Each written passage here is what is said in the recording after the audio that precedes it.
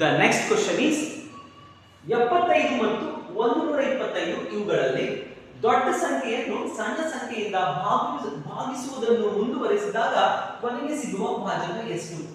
Okay, ದೊಡ್ಡ ಸಂಖ್ಯೆಯನ್ನು ಚಿಕ್ಕ ಸಂಖ್ಯೆಯಿಂದ ಭಾಗಿಸುವುದನ್ನು ಮುಂದುವರಿಸಿದಾಗ ಕೊನೆಗೆ ಸಿಗುವ ಭಾಜಕ ಎಷ್ಟು ಅಂತಂದ್ರೆ ಈ ಪ್ರಶ್ನೆಯಲ್ಲಿ ಏನು ಕೇಳ್ತಾ ಇದ್ದಾರೆ ಅಂದ್ರೆ 75 ಮತ್ತು 125ರ ಮಾಸವನ್ನ ಕೇಳ್ತಾ ಇದ್ದಾರೆ.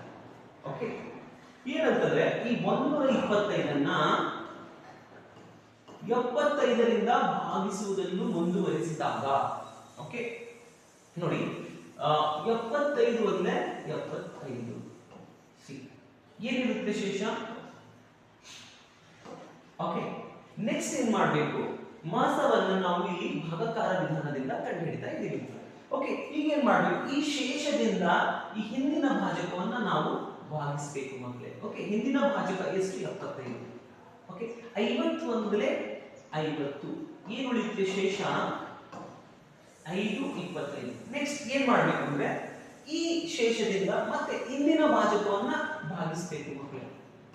ಓಕೆ, ಹಿಂದಿನ ಭಾಜಕ 50, 25 ಎರಡಲೇ 50. ಓಕೆ, ಶೇಷ 0. ಈಗ ಕೊನೆಗೆ ಸಿಕ್ಕಿರುವಂತಹ ಭಾಜಕ ಎಷ್ಟು? 25. ಇದನ್ನೇ ನಮ್ದು ಮಾಸ ಆಗಿದೆ. ಓಕೆ, ಮಾಸ 25.